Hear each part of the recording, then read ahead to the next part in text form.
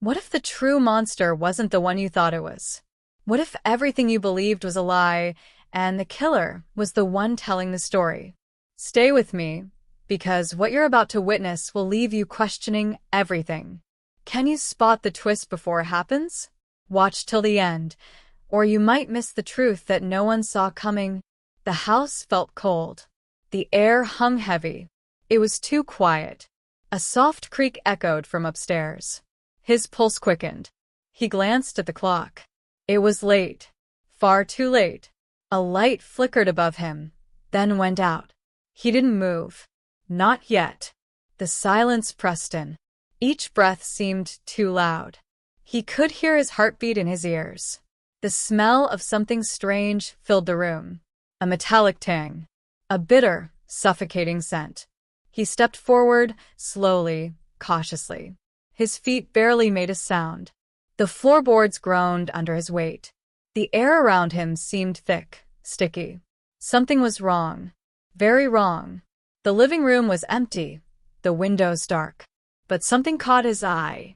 A dark streak across the floor. A trail leading to the stairs. His stomach churned. His feet moved before he could think. He climbed the stairs, each step slower than the last. The hallway stretched out in front of him, too quiet. The faint sound of something shifting came from the room at the end. The door creaked as he approached. His hand hovered, then grasped the knob. He turned it. The room was dark. Too dark. He stepped inside. His breath hitched. He saw them. Lifeless, sprawled across the floor. His family. Blood pooled around them. The scene was still. But it wasn't what it seemed. His mind raced. His thoughts scrambled. It wasn't possible. This couldn't be real. He hadn't done it. No, not him. But they were all dead. How could he explain this? He moved closer. The blood was fresh. But there were no signs of struggle. No screams. It didn't add up. He felt something stir inside him. A coldness. A plan began to form. A twisted, dark idea. He could make them believe. It would be easy. He could blame them. Blame his family. Blame the victims. They were never meant to be this close. Not like this. It would be perfect. But first he had to act. Make it believable. He knew just what to do. And as he walked back down the hallway, his mind raced. The pieces were falling into place. He wiped his hands on his pants, the cold sweat sticking to his skin. He had to move quickly. He had to be smart. They couldn't know. He wouldn't let them know. He glanced back at the bodies. The blood, it was everywhere. But it wasn't messy. It wasn't chaotic. It was calculated. Someone had set this up. But who? He shook his head. There wasn't time to wonder. He had a story to tell. A perfect story. One where he was the victim. Where he wasn't the monster. His fingers trembled as he grabbed the phone from his pocket. He had to call. He had to make them believe. He dialed the number. The line rang. And rang. He felt a lump in his throat. Then the voice on the other end. What's wrong? What happened? He swallowed hard. I don't know what happened. I found them. All of them. Dead. His voice cracked. He let the words sink in just long enough. They were all dead when I came in. There was blood everywhere. It wasn't me, I swear. It wasn't me. His breathing quickened, but he fought to stay steady. He needed to sound scared. Shocked. Like he had just walked into a nightmare. Who could have done this? The voice asked. I don't know. But it was them. It had to be. They set me up. He let the words hang in the air. And then he whispered, I think they were planning something. He could feel the weight of the phone in his hand, like a lifeline. This was his chance. The officer on the other end hesitated. Are you sure? You're not a suspect. He felt a shiver crawl down his spine. I'm not. I found them. You have to believe me. The line went silent. He waited. Then the officer spoke again. Stay where you are. We're coming. He dropped the phone. His breath hitched in his chest. Everything was falling into place. But something wasn't right. Something felt off. He could hear sirens in the distance now, getting closer. The perfect plan, was unfolding. But as he turned to face the bodies once more, he saw something strange. A shadow flickered in the corner of the room. A face he didn't recognize. His heart pounded, but he didn't move. Was it one of them? Or was it something else? Something far darker? His heart raced, his body frozen in place. The shadow shifted, growing taller. It wasn't a trick of the light. It was real. His eyes widened, struggling to focus. But there was nothing there. Nothing at all. Just the eerie stillness. Just the bodies. Was he losing his mind? His breath came in shallow bursts. He stepped backward, but the floor creaked. A sharp sound that echoed through the empty house. It wasn't just the sirens he could hear now. It was the sound of something breathing. Low, steady, and close. He spun around, but nothing. The room felt colder. The air thick with tension. A thick, suffocating silence. He moved to the door, his hand trembling. He needed to leave. He needed to get out. He couldn't stay here. But as his hand touched the doorknob, something stopped him. A flash of light. A flicker. And then, a voice. Soft. Barely a whisper. You think you can get away with it? His body stiffened, his mind whirling. It was impossible. He turned toward the sound, his throat dry. No one was there. The room seemed to pulse with an unseen force. And then, from behind him, a sudden cold hand grasped his shoulder. He jerked away, his heart hammering in his chest. He spun around, ready to confront whatever nightmare had come to life. But again, there was nothing. Nothing but the bodies. And the blood. He wasn't sure if he was dreaming. Was he losing his grip on reality? His mind struggled to stay focused. The sirens were louder now, just outside. He could hear them, but he couldn't move. The weight of the situation pressed down on him. He had a plan, didn't he? A perfect story. But now everything felt wrong. So, very wrong. Something was watching him. Something was waiting. And as the doorbell rang, echoing through the silence of the house, he knew it was too late to turn back. The doorbell rang again, louder this time. The sound sliced through the air, sharp and insistent. He stood frozen, his legs heavy. A deep, gnawing fear crawled under his skin. He could hear the footsteps outside. Closer. Closer still. His mouth was dry, his mind racing. They were coming. They were coming, and they would know. He couldn't let them in. Not yet. Not until he was ready. The floor beneath his feet seemed to vibrate with every step, each thud of the approaching officers. His fingers curled into fists. The shadows around him deepened, and for a moment, it felt as though the house itself was closing in. Was it just the tension? Or was there something more here? He had to act. He couldn't let them find out. Not yet. Not like this. His hand reached for the phone again, but his fingers fumbled. He couldn't think straight. The plan had been so simple. He was supposed to be the victim. He was supposed to be the one who was saved. But now, the walls seemed to close in on him, pressing in from every side. His heartbeat thudded louder than ever, a drum in his chest. He glanced back at the bodies, at the blood. His breath hitched. Could he still blame them? Could he still make them believe? He had to. There was no other way out. The siren stopped. A chill swept through the house. The knock on the door was firm. Then came the voice. Open up. We know you're in there. His throat tightened. A shiver ran down his spine. He could feel the eyes of his family on him, even though they were no longer alive. He turned, staring at their faces. The faces that had once been full of love, of trust. Now they were empty. Empty, just like him. He clenched his jaw, and for the first time, he allowed himself to speak, though his voice shook. I didn't do it. You have to believe me. The voice outside was louder now.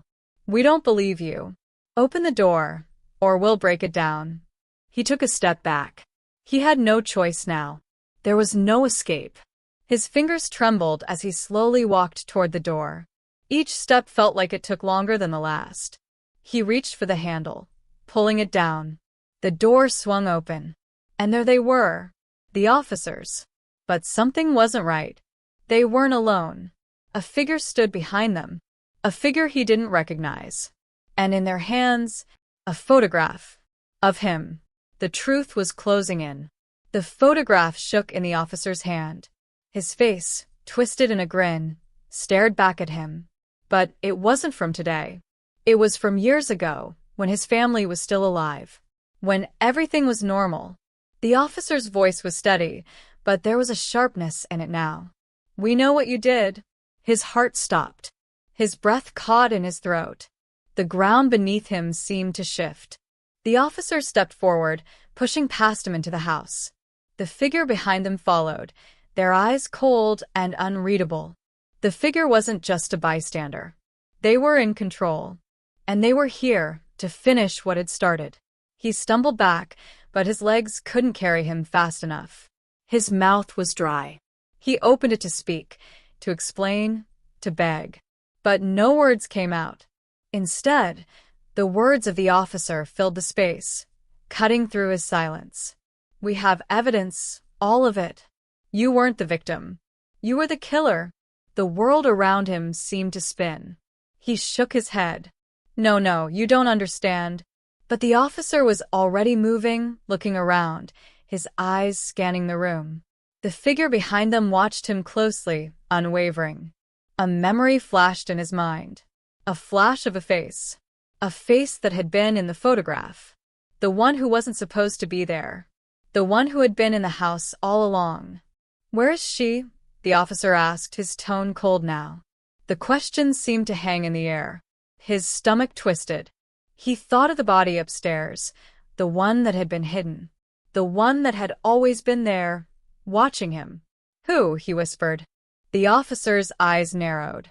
"You know exactly who." A door slammed upstairs. A sound that broke the tension in the room. He turned, but the figure behind him moved first. They were too fast. Too careful. They stepped toward him, and suddenly, everything became clear. The truth. The face. The one who had been orchestrating it all. His family. And he had been the puppet. The figure was smiling now, a slow, cruel smile. "You were never meant to escape," they whispered. And with that, the room darkened. The light above flickered, and the room seemed to close in. His breathing was ragged, each breath harder than the last. The figure moved closer, and he could see the glint of something in their hand. A blade. Sharp. Cold. His eyes widened. The officer was still there, but their gaze was no longer on him. They were watching the figure, the one who had always been in control. "You," he started, his voice shaking. But the figure raised a hand, silencing him. "No more lies," they said, their voice calm, almost soothing. He felt the chill of their words seep into his bones. His heart was pounding in his chest, each beat deafening in his ears. He wanted to scream, to run. But the door was behind him now, locked in place. And there was no escape. "You think you're the victim," the figure continued, their eyes glinting with something dark. "But you never were. You've been playing a part all along." His mind spun. No, this couldn't be true. This wasn't how it was supposed to go. He had made the story. He had created it, piece by piece. But now he realized it wasn't him in control. It never had been. The figure stepped closer, their breath cold against his skin. "You did everything they told you to. You thought you could escape. But we never let you go." The realization hit him like a slap in the face. The blood in his veins turned to ice. They had planned this. Every move. Every moment. He was just a pawn. A tool to be discarded when they were finished. The figure's lips curled into a smile, cruel and unfeeling. "Welcome to the real game." The officer stepped forward, their eyes now dull. Like they had never truly seen him before. He felt the weight of the room press on him. The walls seemed to close tighter with each passing second. There was no escape, no way out, and as the figure raised the blade, his world blurred. The truth, so dark and twisted, was clearer now. He had never been the one to blame, but he had been the one to pay. And as the blade came down, all he could do was close his eyes. The cold metal of the blade grazed his skin, sending a shockwave of pain through his body. His muscles tensed, every nerve alight with terror. But then, in a split second, the pressure stopped. The blade never cut. It hovered there, just above his throat. The figure's grip tightened, their breath a low, menacing whisper in his ear. "You think this is over?" His heart raced, but he couldn't respond. The air was thick with tension, too thick to breathe. He could feel his body trembling, a wave of nausea rolling over him. But the blade never came down.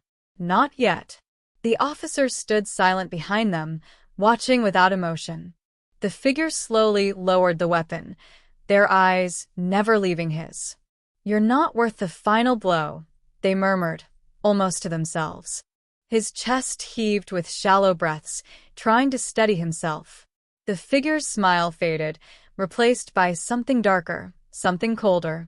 "You don't understand, do you?" they said softly. He shook his head, a desperate, confused motion. "I don't understand what?" The figure stepped back, their eyes scanning him like a piece of meat. "You're not a victim. You're not a survivor.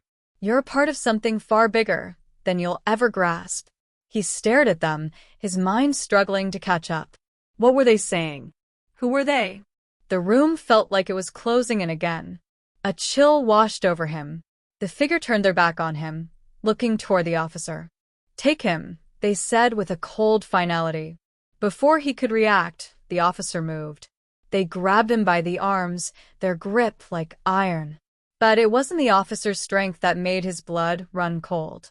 It was the look in their eyes. Empty. Dull. Like they were no longer even human. His body was dragged forward, and his legs struggled to keep up. He tried to fight, tried to scream, but his throat was dry, and his voice was nothing more than a ragged whisper. The officer shoved him toward the stairs, and with each step he took, the house seemed to grow darker. He felt his mind slipping, the walls closing in, the air thickening, until they reached the basement door. The officer opened it, and as they pushed him down the stairs, his feet stumbling in the darkness, he realized this wasn't the end. It was only the beginning. The basement door creaked shut behind him with a finality that shook him to his core. He stumbled, his feet catching on the uneven floor, but the officer's grip was unrelenting. The darkness in the basement swallowed him whole, the air thick with the musty scent of forgotten things. He could barely make out the shadows that danced along the walls, twisted and deformed by the faint light from a single flickering bulb overhead. The officer didn't speak. They simply shoved him further into the darkness, their footsteps echoing behind him. His heart was racing, panic flooding his senses. What was going to happen to him? Why had they brought him here? The answer was just beyond his reach, like a fleeting memory he couldn't quite grasp. His mind whirred with thoughts of escape, but his legs were heavy, dragging him further into the abyss. The air was damp, cold against his skin. His breath came in shallow gasps, the silence around him oppressive. And then he heard it, a sound that made his blood run cold. A low, guttural growl. It came from deep in the shadows, from the farthest corner of the basement. He froze. His eyes strained to see in the darkness. The growl came again, louder this time, followed by the sound of something shifting, moving closer. Something large. Something hungry. "Dubbo, what is that?" he whispered, his voice cracking. The officer said nothing. They just stood there, unmoving. The growl grew louder, and then a pair of glowing eyes pierced through the darkness, locking onto him. A low hiss followed, and the figure stepped forward. It was massive. A shadow, twisted and contorted, with jagged features that didn't belong to any human or animal he had ever seen. Its teeth gleamed in the dim light. "Run." The officer's voice finally broke through the silence, but it was too late. The creature lunged, a blur of teeth and claws. The officer stepped aside, a knowing look in their eyes. He had never been the victim, never meant to survive. And now he would pay the price. The last thing he saw was those glowing eyes, and then darkness. The silence that followed the creature's attack was deafening. A stillness settled over the basement, broken only by the sound of his ragged breaths. But those breaths grew weaker, slower. His body, torn and broken, lay in the damp corner of the basement, a mere shell of the man he had once been. The creature, having had its fill, retreated into the shadows once more, leaving only the faintest trace of its presence, an echo of a nightmare too cruel to believe. The officers stepped forward, their footsteps measured, deliberate. They looked down at him, their eyes blank. They had never been there to save him, not to protect him. They had known all along. They had known he was never the victim. They had known from the beginning. The officer crouched beside him, staring at his broken form. The smile that crept onto their lips was cold, almost satisfied. "Did you think you could get away?" they murmured, their voice soft, almost tender. "You were never meant to." He could barely hear the words through the haze clouding his mind, but the meaning hit him with brutal clarity. This was the end. This was how it had always been meant to end. He had been nothing more than a pawn in a game too cruel to understand. He had tried to escape, to twist the story in his favor, but in the end, the game was never his to play. It was theirs. The officer stood, their silhouette disappearing into the shadows as they left him alone in the dark. He could hear the faint sound of footsteps retreating, the door to the basement creaking shut. And then, the darkness settled in completely. He had been nothing more than a piece in someone else's twisted puzzle. No redemption. No escape. Only the cold embrace of oblivion. And with that, the story ended, slipping into the forgotten corners of the world. His name, his fate, lost to the shadows forever.